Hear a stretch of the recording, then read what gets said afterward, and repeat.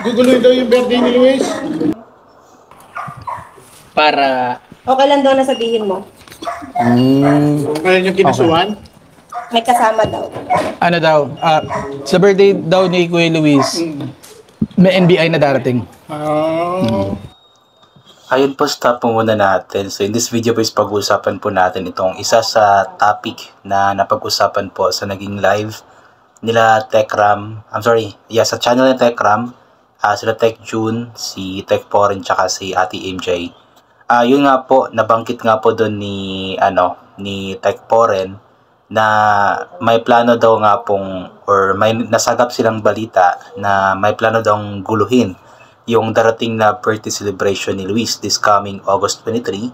Pero nabanggit din po nila Tech June mula kay Ate Michelle na meron nga daw pong dadating na NBI. So hindi ko po alam kung yung NBI is para for protection or security sa gaganapin na celebration, or NBI na mag-investigate sa kanila, hindi ko alam.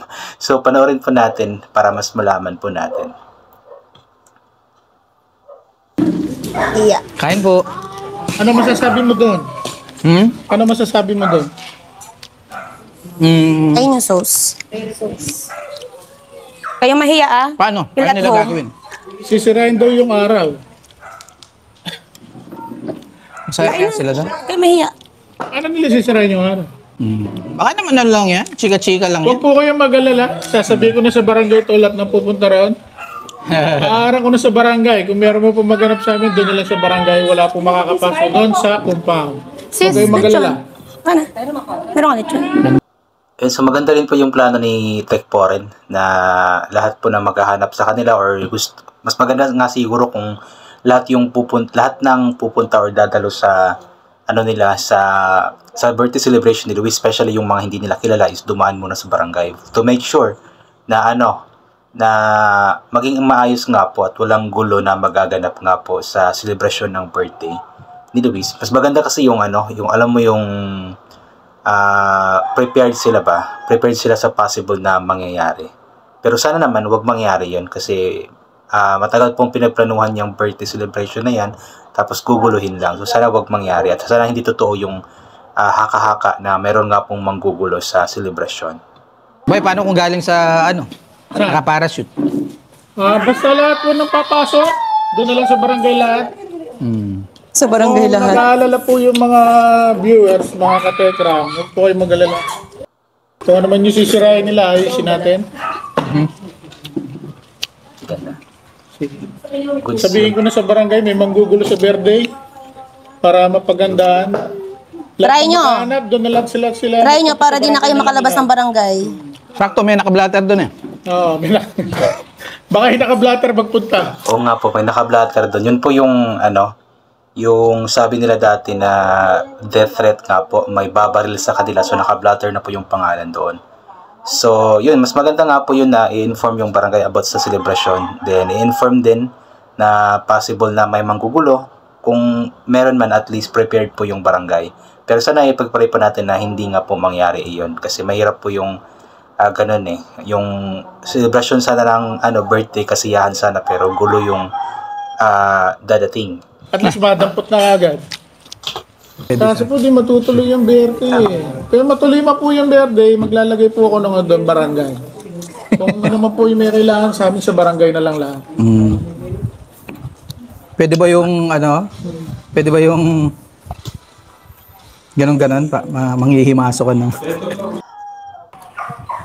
para Okay lang. So kung mangyari man po yun na meron talagang manggugulo, yung sasadyain talaga sila doon para guluhin lang, so ibig sabihin talaga is malaki yung galit or inggit nila kay Luis at sa Techram family, dahil nga po sa napakabuti nilang mga puso at napaka-organized po na pamilya. Ano na sabihin mo?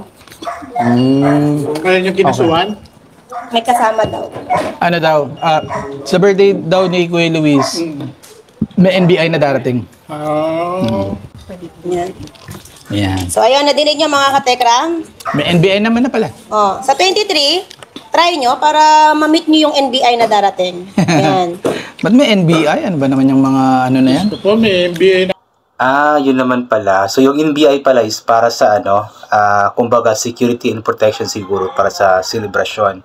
Kasi sabi naman ni Ate MJ na try nga po nilang guluhin yung yung celebration at talagang mamimit nila yung NBI. So, maganda po yun. At least higher authority ba? Na merong higher authority para sa kanilang security doon.